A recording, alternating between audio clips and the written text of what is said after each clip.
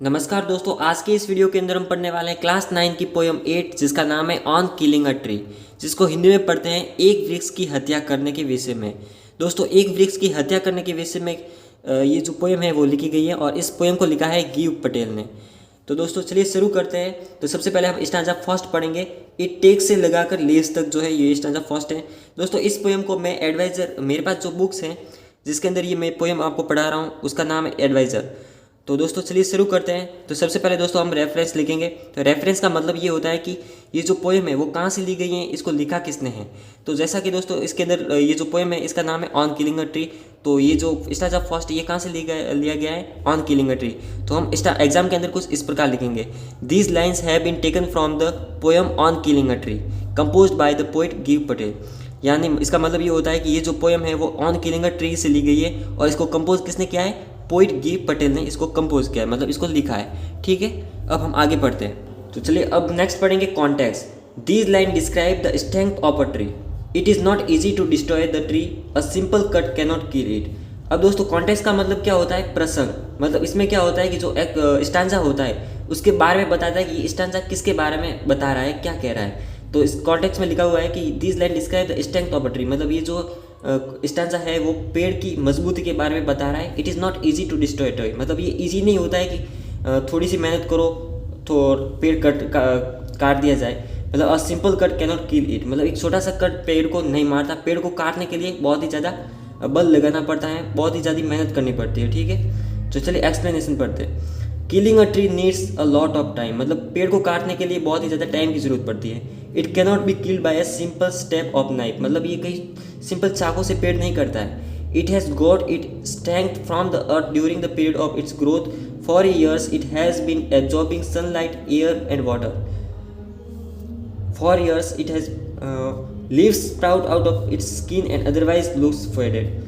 तो चलिए अब हम इसको हिंदी के अंदर पढ़ते हैं ताकि आपको अच्छे तरीके से समझ में आ जाए और आपके दिमाग के अंदर बिल्कुल फिट हो जाए। फिर आपको दोस्तों खुद पढ़ने की जरूरत ही नहीं पड़ेगी, आप डायरेक्ट एग्जाम देने जा सकते हो, इतना मैं आपको विश्वास दिला सकता हूँ।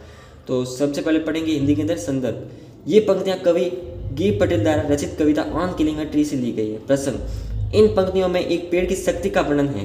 पेड़ का विनाश करना इतना आसान नहीं है, एक साधारण सा प्रहार पेड़ को नहीं मार सकता। व्याख्या, इसका इंग्लिश के अंदर इसको क्या पढ़ते हैं, एक्सप्लेनेशन। एक पेड़ को मारने में बहुत समय लगता है, इसे चाकू से एक साधारण प्रहार से नहीं मारा जा सकता। इसको अपने विकास के वर्षों में धरती से असीम शक्ति मिली है। यह वर्षों से सूरज की धूप, हवा व पानी को सोखता रहा है। सामान्यतः मुरझाई सी दिखने वाली इसकी त्वचा से नई कोपले फूटती है। अब दोस्तों हम पढ़ने वाले हैं स्टैंजा सेकंड, सो हैक से लगाकर फॉर्मल साइज तक। तो चलिए सबसे पहले हम पढ़ेंगे इसका reference. These lines have been taken from the poems on killing a tree composed by the poet Gieve Patel. अब दोस्तों देखो, पोएम सेम है तो रेफरेंस सेम आएगा। यदि आपके एग्जाम के अंदर अलग अलग पोएम के अलग अलग स्टैंजा दिए जाते हैं तो आप रेफरेंस बार बार लिखोगे, क्योंकि वहाँ पर पोएम अलग अलग होती है। लेकिन ये तो पोएम एक है, हम सारी पोएम के स्टैंजा के जो है वो सारे सेम स्टैंजा एक्सप्लेन कर रहे हैं, तो इसके अंदर सारे स्टैंजा के अंदर रेफरेंस सेम आएगा क्योंकि ये पोएम सेम है। और अब पढ़ते हैं कॉन्टेक्स्ट। कॉन्टेक्स्ट तो अलग अलग है, कॉन्टेक्स्ट और एक्सप्लेनेशन अलग अलग आएगा क्योंकि कॉन्टेक्स्ट जो है वो शॉर्ट बताता है, शॉर्ट में बता देता है कि जो स्टैंजा है वो किसके बारे में। और एक्सप्लेनेशन के मतलब में, एक्सप्लेनेशन का मतलब ये होता है कि जो स्टैंजा है वो किसके बारे में बता रहा है, पूरा का पूरा उसको एक्सप्लेन करते हैं। ठीक है, वर्ड बाय वर्ड। तो चलिए सबसे पहले पढ़ेंगे context. This line describe the strength of a tree that take its growth from the earth. Explanation, a tree being a very strong cannot be killed by hacking and chopping. When it is tried to kill a tree with a job of knife or such an instrument, it does not die. Instead, it feels pain and from its bark, bleeding starts, but it heals again. Then new curled green twigs rise from its stems from toes to the ground.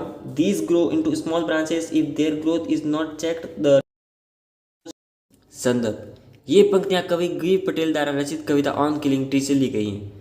प्रसंग, इन पंक्तियों में एक पेड़ की शक्ति का वर्णन है जो पृथ्वी से अपनी शक्ति अर्जित करता है। व्याख्या, एक शक्तिशाली पेड़ मात्र गोदने व काटने से नहीं मारा जा सकता। जब किसी चाकू अथवा उस जैसे अन्य यंत्र के तीव्र प्रहार से किसी वृक्ष को मारने का प्रयास किया जाता है तो वह मरता नहीं है, अपितु उसे पीड़ा महसूस होती है और उसकी चाल से रक्त बहने लगता है, लेकिन यह पुनः स्वस्थ हो जाता है और फिर जमीन पर इसके तन के पास से कई घुमावदार टहनियाँ निकलने लगती हैं। ये बड़ी होकर छोटी छोटी शाखाएं बन जाती हैं यदि उनकी वृद्धि को रोका ना जाए तो पेड़ पुनः बढ़कर अपने पहले वाले आकार को प्राप्त कर लेता है। अब हम पढ़ने वाले stanza third, no the root से लगाकर अर्थ तक। तो सबसे पहले हम पढ़ेंगे रेफरेंस तो दोस्तों सेम है क्योंकि पोयम सेम है। उसके बाद हम पढ़ेंगे context. This line describes a tree roots as the source of its strength. The root of a tree is white in colour and it is very sensitive part of a tree. Explanation, if a tree is to be killed, its root has to be pulled out of the earth that keeps holding it tightly. In order to kill a tree, a rope is tied to the tree and pulled hard so that root may come out of its cave in the earth. It is the true source of a tree strength. It is white in color and weight. It is the most sensitive part of a tree. It remains hidden in the earth for years before it is pulled out. संदर्भ, ये पंक्तियां कवि गी पटेल द्वारा रचित कविता on killing a tree से ली गई है। प्रसंग, ये पंक्तियां किसी पेड़ की जड़ का उसकी शक्ति के रूप में वर्णन करती है। पेड़ की जड़ का रंग श्वेत तथा यह बहुत ही संवेदनशील भाग होती है। व्याख्या, यदि किसी पेड़ को मारना है तो उसकी जड़ को धरती से बाहर खींचना होता है। जो धरती उसे जड़ को कसकर जकड़े रखती है, पेड़ को मारने के लिए उसे एक रस्सी बांधकर उसे जोर से खींचना ताकि उसकी जड़ धरती की और गुफा से बाहर आ सके।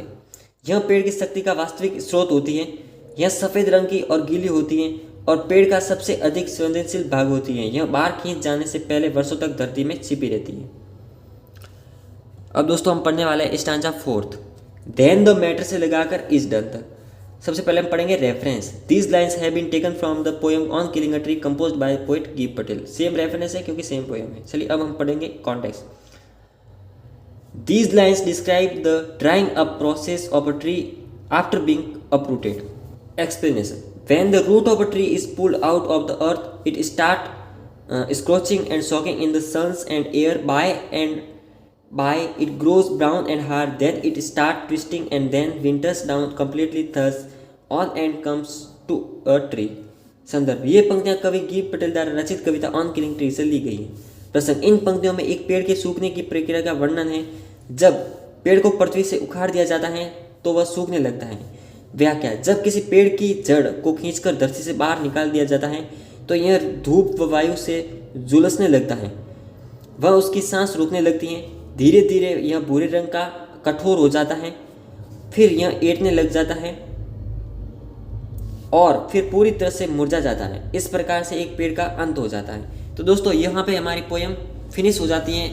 यदि आपको ये मेरा वीडियो थोड़ा सा भी पसंद आया है, इस वीडियो को लाइक करें, चैनल को सब्सक्राइब करें और हाँ, मुझे कमेंट करके ये बताएं कि आपको ये पोएम कैसी लगी। अच्छी लगी है तो कमेंट करके अच्छी बताएं और ख़राब लगी है तो कमेंट में ख़राब बताएं कि ये पोएम हमें बिल्कुल पसंद नहीं आई। यदि अच्छी लगी है तो हमें आगे और सजेशन दें कि हम किस पे वीडियो बनाएं ताकि आपको और हेल्पफुल और आपकी हेल्प हो जाए, क्योंकि एग्ज़ाम का मौसम चल रहा है। और हाँ, मैं जानता हूँ कि मेरी जो स्पीकिंग स्किल है वो बहुत ही ख़राब है, बहुत ही ज़्यादा मैं पॉजेज ले रहा हूँ, बहुत ही ज़्यादा मिस्टेक कर रहा हूँ। तो दोस्तों अब इसके लिए तो मैं कुछ नहीं कर सकता, प्रैक्टिस ही कर सकता हूँ। इन सभी की चीज़ों के लिए सॉरी। एक बार फिर से आपसे रिक्वेस्ट करूँगा कि यदि आपको मेरा वीडियो पसंद आया है तो मेरे चैनल को सब्सक्राइब जरूर करेगा। चलिए मिलते हैं अगले वीडियो में, तब तक के लिए जय हिंद जय भारत।